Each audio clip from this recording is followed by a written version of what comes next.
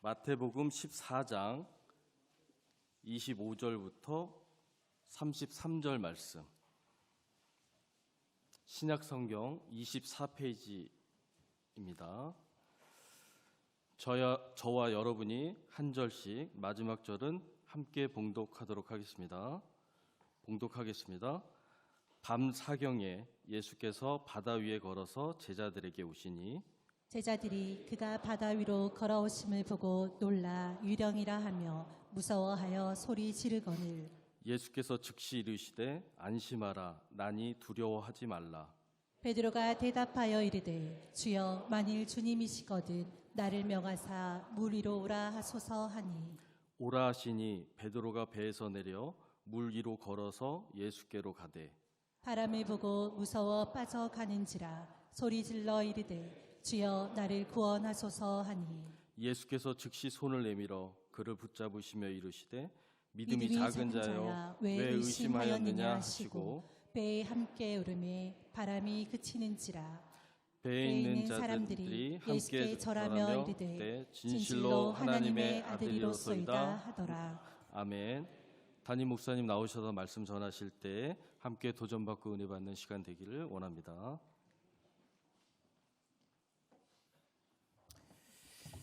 감사합니다. 오늘 또 이렇게 귀한 안수 집사의 헌신 예배를 하나님 앞에 올려드릴 수 있어서 감사하고요. 힘 있는 찬양으로 하나님께 영광 돌리시고 또 결단하시니 너무 감사하고요.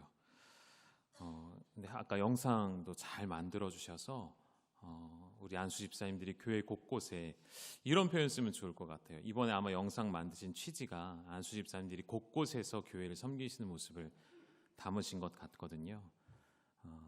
안수집사회라는 이름으로 할 수도 있고, 혹은 각자가 이미 교회의 많은 사역의 영역 가운데 우리가 알게 모르게 곳곳에 섬기고 계시다는 것이죠. 그래서 우리 안수집사님들은 이미 교회 곳곳에 이렇게 스며들어 있다, 이렇게 좀 표현을 해보고 싶었습니다. 영상이 다 좋았는데요, 중간에 그 한상국 집사님이 사진 찍는 그 그림이 나오는데 저를 배경으로 쓰셨더라고요. 그래가지고 네, 그게 조금 이제 걸리더라고요. 네, 농담이고요. 네, 우리 귀한 안수 집사님들이 계셔서 또 교회가 얼마나 힘이 있고 든든한지 모르겠습니다. 다시 한번 감사를 드리고요. 올 한 해에도 함께 힘있게 걸어가시는 우리 안수 집사님들 다 되시기를 주님의 이름으로 축복합니다. 안수 집사님들의 역할은 무엇일까? 아까 우리 영상에도 이렇게 막 나왔었어요. 그죠? 하나님께서 하나님의 교회를 세우시고 필요한 일꾼들을 세우시고 또 사도들을 택하셨고 그들과 함께 동역할 집사들을 택하여 주시었죠. 그러한 집사들에게 교회의 중요한 일들을 맡겨 주셨습니다. 우리 안수 집사님들에게 부탁드리고 싶은 것, 이미 그렇게 잘하고 계시는데요, 더욱 교회를 주님의 몸으로서 사랑하시고 섬겨주시고 당회를 또 존경하시고 또 우리 모든 평신도, 또 우리 모든 교회에 들어오게 되어주시는 모든 한 사람 한 사람의 성도들을 사랑으로 섬겨주시고 또 부족한 목회자와 함께 사역의 짐을 나눠지는 것, 함께 동역해 주시는 것, 그것이 또 우리의 사명이고 역할이라 말씀을 드리고 싶습니다. 그래서 오늘은 이 본문의 말씀을 가지고 우리 안수 집사님들께 도전을 드리고 싶어요. 제가 할 수 있는 것, 축복의 메시지와 그리고 또 하나는 도전 드리고 싶은 것인데, 오늘은 좀 도전을 드리고 싶었습니다. 좀 이렇게 표현해 볼까요? 여러분, 우리는 이해하고 움직이는 존재들이 아니죠.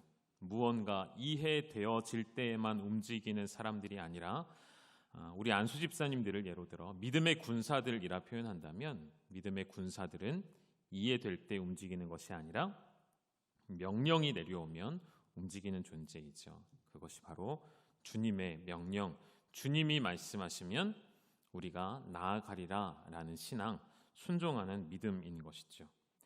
여러분, 이것은 그냥 하는 말이 아니라 이러한 이야기들이 우리의 삶에 실제로 일어나게 되었을 때에 우리는 주님의 몸된 교회를 거룩하게 세워갈 수 있고 지켜갈 수 있는 것 같습니다. 오늘 본문의 제자들의 상황이 24절에 보면 배가 이미 육지에서 술이나 떠나 있다고 표현합니다. 이미 술이나 떠나 있어서 바람이 거스르는 상태에 물결로 말미암아 고난을 당하는 상태입니다. 술이나 떠나 있다는 건 멀리 깊숙이 들어갔다는 것이죠. 이제는 돌이킬 수 없고 이 풍랑을 피할 수 없는 의미가 되겠습니다. 돌아가자 할 수 있는 상황이 아니라는 것이고요. 어떤 누구도, 어떤 다른 선박도, 다른 어떤 배도, 다른 어떤 누구도 그들을 이 풍랑의 위기 속에서 건져낼 자가 없는 고립의 상태를 의미하는 것이겠죠. 이러한 상황 가운데 우리 주님이 갑자기, 정말 갑자기 말 그대로 짠 하고 나타나시죠. 그런 주님을 보고 제자들은 어떻게 반응했죠? 무서워서 소리를 지릅니다. 무서워서 유령이 아닌가 소리를 지르죠. 그런 제자들을 향해 예수님이 한 말씀을 하셨습니다. 안심하라 나니 두려워하지 말라 하셨죠.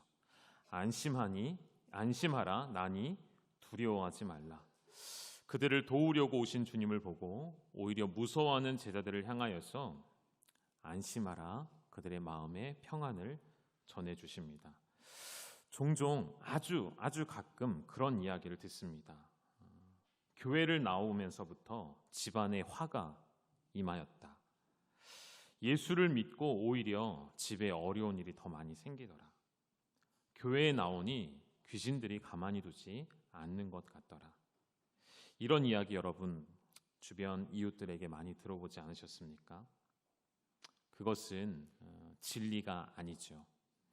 그것은 간증도 아닌 것이죠. 우리의 영혼을 구원하시기 위해 오신 주님이시건만 우리는 세상의 두려움에 붙잡혀서 우리를 구원하시기 위해 오신 주님을 바라보지 못하고 오히려 더욱 어려움과 두려움에 주목하게 되어지는 우리 모습을 때때로 보는 것 같습니다. 우리 주님을 모르는 영혼들에게 참된 구원의 길을 보이시면서 주님은 나타나셨지만 우리는 오히려 뒤로 물러서고 제자들과 같이 오히려 더 두려워하는 그런 모습이 우리 안에 있지는 않은지 고민해 보았으면 좋겠습니다.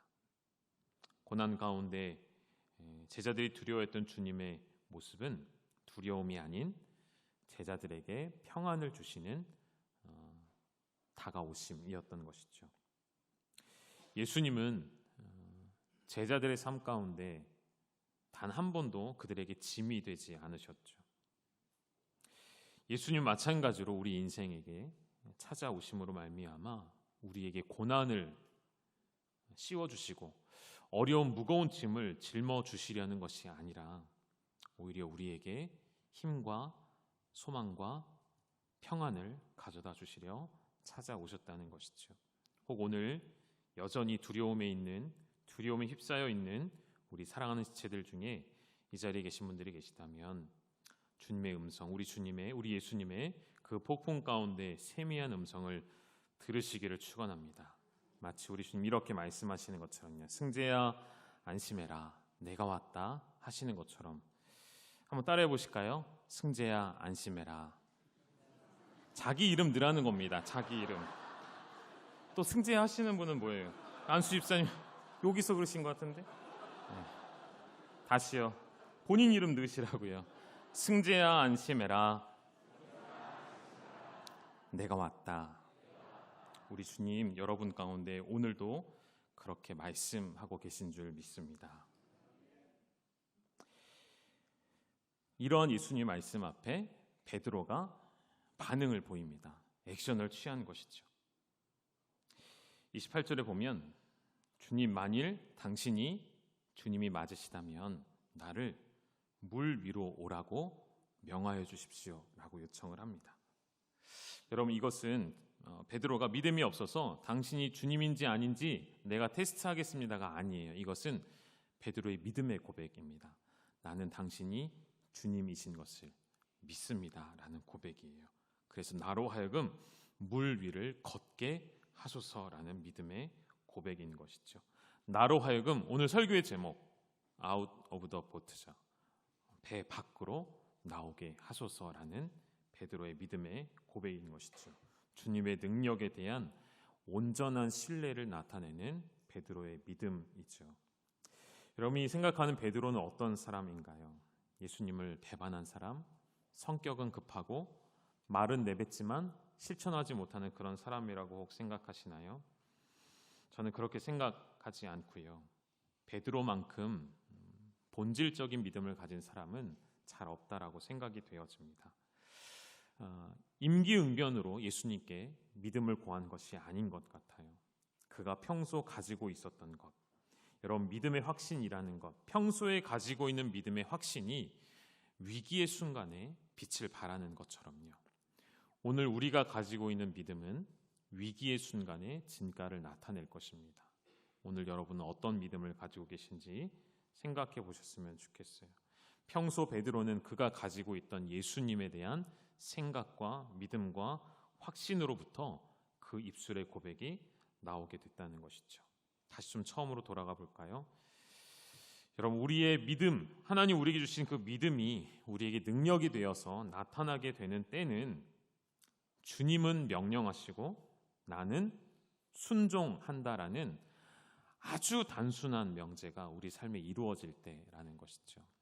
복잡하지 않습니다. 하나님의 역사가 이루어지고 나타날 때에 이런저런 조건들이 붙고 이것이 되어야 하고 이것이 선행되어야 하고 이런 조건을 충족해야 이루어지는 역사가 아니라 매우 단순하다는 것이죠. 주님은 우리에게 명령하시고 우리는 늘 순종하는 제자의 삶을 살아갈 때 예수님은 그런 베드로의 믿음을 귀하게 여기셔서 한마디 하시죠. 오라, 물 위로 오라, 배에서 내려오라라고 말씀하십니다. 베드로에게 결단이 필요했을 것입니다. 여전히 풍랑은 치고 있었고요. 잦아든 상황이 아니었거든요. 우리에게도 이러한 믿음의 결단의 때가 요구받게 되어질 곳이 있습니다. 여러분이 드리고 싶은 말씀, 오늘 말씀의 가장 중요한 부분일 수도 있겠습니다. 우리는 문제가 해결된 다음에 주님 앞에 나오는 것이 아니고요. 여전히 문제가 진행되어짐에도 여전히 그 문제 한복판에 있음에도 주님 앞에 나와 그 문제를 해결받으시라는 것이죠. 작은 차이가 아니에요. 주님, 이 문제가 해결되어지면 내가 반응하겠습니다가 아니라는 것이죠. 적어도 우리 안수 집사님들의 믿음은 그렇지 않은 줄로 믿습니다. 우리 사랑하는 안수 집사님들의 믿음은 여전히 어려움이 있고 여전히 환란이 있을지라도 그 가운데서 주님을 신뢰하고 물 밖으로, 배 밖으로 걸어가는 그런 믿음을 가지시기를 주님의 이름으로 축원합니다. 베드로가 물 위를 걸을 때에 다시 물에 빠지는 장면을 우리는 기억하죠. 많은 적용점들이 있을 수 있겠는데요. 쉽게 좀 단순하게 본다면 이런 것 아닐까요? 배 위에 있을 때에는 주님만 바라봤던 베드로가 물 위를 걷기 시작할 때 지금이라도 곧 나를 덮칠 것 같은 파도에 시선이 분산되어지기 시작했던 것이죠. 믿음의 원리도 동일한 것 같습니다. 주님만 바라볼 때에는 아무런 두려움이 없고 아무런 염려가 없지만 잠깐 한눈을 팔면 잠시 우리 시선을 분산하게 되어지면 그 염려가 마치 나를 삼켜버릴 것처럼 크게 다가오는 것이죠. 주변의 상황과 여건이 우리 눈에 점점 더 크게 보여지는 순간 우리의 마음에서는 주님은 사라지고 두려움이 우리 안에 가득 차게 되는 것 같습니다. 이것은 곧 두려움이라는 감정만의 이야기는 아닌 것 같습니다. 다른 여러 가지 복잡한 감정들도 다 마찬가지인 것 같아요. 내 안에 있는 분노, 내 안에 있는 시기, 내 안에 있는 미움과 다툼, 환경들을 바라보면 바라볼수록 주님은 작아지시고 우리 안에 감정들이 커져가는 것 같습니다. 모든 사람에게도 공통된 것 같아요. 생활이 안정되고 편안해지면 다른 생각을 하기 시작한다는 것입니다. 어려울 때에는 그렇게 엎드려 기도하고 주님을 바라보면서 가다가 어느 정도 형편이 나아지면 주님을 바라보며 내려놓았던 것들이 아깝게 여겨지고 이런 생각들이 우리 안에 드는 것이 사실인지도 모르겠습니다. 여러분, 죄의 본성이라는 것이 그렇죠. 죄의 본성이라는 것을 가지고 있는 우리의 삶은 시간이 주어지고 틈이 생기면 결국 세상을 따라가게 되어 있다는 것입니다. 그래서 주님은 우리를 사랑하셔서 때로는, 아주 때로는 주님 외에는 아무것도 보지 못하도록 우리의 모든 주변의 일들을 막으실 때가 있는 것 같습니다. 주변의 것들을 바라보지 못하도록 하나 전부 다 막아주실 때, 전부 다 가지치기 하실 때, 왜 이런 고통이 나에게 찾아왔는가를 묵상할 때 여러분 잘 기억하십시오. 우리 주님은 나만 바라보도록 우리를 그러한 환경으로 이끌어 가시는 것은 아니실까요? 이런 상황에서 다시 베드로에게 주목해 봅니다. 베드로가 할 수 있는 것, 물에 빠져가며 베드로가 할 수 있는 최선은 무엇이었을까요?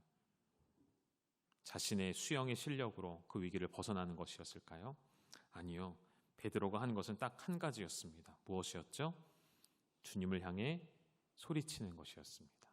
주님 나를 구원하소서. 주님 나를 건져내소서. 그것이 베드로가 할 수 있는 최선이었고 그 최선은 탁월한 선택이었습니다. 우리의 최선은 무엇인지를 생각해 봅니다. 여러분의 최선은 무엇인지 돌아보기를 원합니다. 여러분의 인생의 위기 가운데 우리가 할 수 있는 최선, 이것도 해보고 저것도 해보고 이런 방법으로 해결해 보려 하고 저런 방법으로 막아보려 하지만 잘 되어지지 않으실 거예요. 여러분, 우리의 최선은 믿는 사람들, 그리스도인의 특징과 연결이 되어지죠. 세상 사람들과 다른 그리스도인들의 특징이 무엇입니까? 위기의 순간에 도움을 구할 주님이 계시다는 것이죠. 위기의 순간에 우리의 힘이 아닌 주님 나를 구원하소서라고 외칠 수 있는 특권이 우리에게 있는 것 아닐까요? 주님을 향해 그렇게 부르짖는 자들 가운데 우리 주님은 결코 외면하지 않으시죠. 사람에게 구하는 것이 아니라, 사람에게 외쳐 도와달라는 것이 아니라 주님께 간구할 때에 반드시 평안함이 임하게 되는 것을 경험하시는 복된 우리 사랑하는 안수 집사님들, 사랑하는 우리 성도님들 되시기를 주님의 이름으로 축복합니다. 베드로의 믿음은 어찌 보면 또 작은 것 같아요. 금세 믿음이 바다 밑으로 가라앉는 것 같습니다. 그런데 이렇게 표현하고 싶어요. 베드로의 믿음은 작아 보일지 몰라도, 베드로의 믿음은 연약할지 몰라도, 그래서 풍랑을 보며 물속에 빠졌는지도 모르겠지만, 그러나 베드로가 확신했던 것, 끝까지 놓치지 않았던 것은 예수님께는 나를 건져내실 능력이 있었다는 것이죠. 그것을 믿는 믿음, 그것을 믿는 믿음을 가진 우리 사랑하는 안수 집사님들이 되어 주셔야 합니다.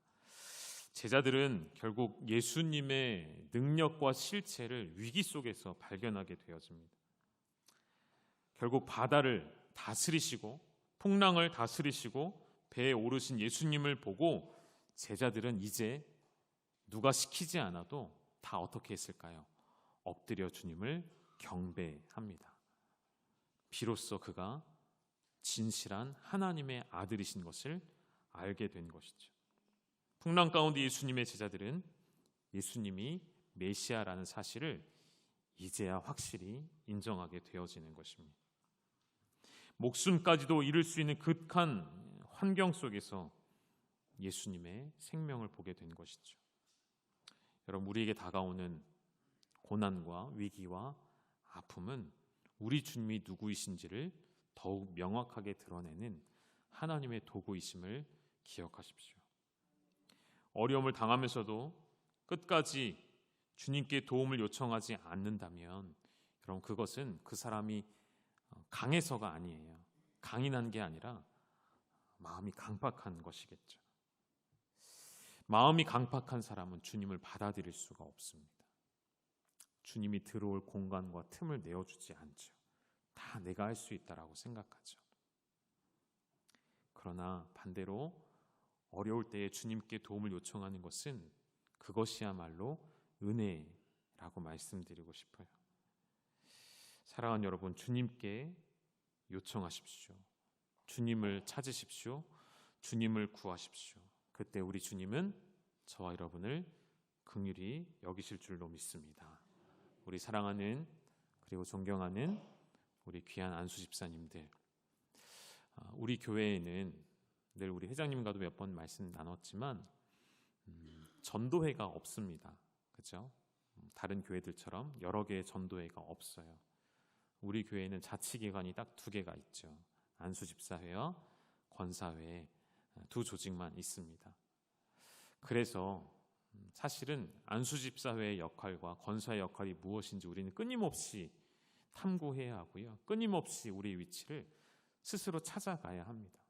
교회 안에서, 전도회가 없는 우리 교회에서 목장 중심으로, 교구 중심으로 움직여지는, 혹은 위원회 중심으로 움직여지는 우리 교회 사역 시스템 가운데 안수집사회가 하나님의 부르심을 받고 세워진 귀한 사역자들로서 하나님 앞에 어떠한 일을 할까, 하나님 앞에 어떠한 헌신을 할까, 이것을 함께 고민해 주셔야겠고요. 오늘 주시는 말씀처럼 여러분께 도전해 드리는 것입니다.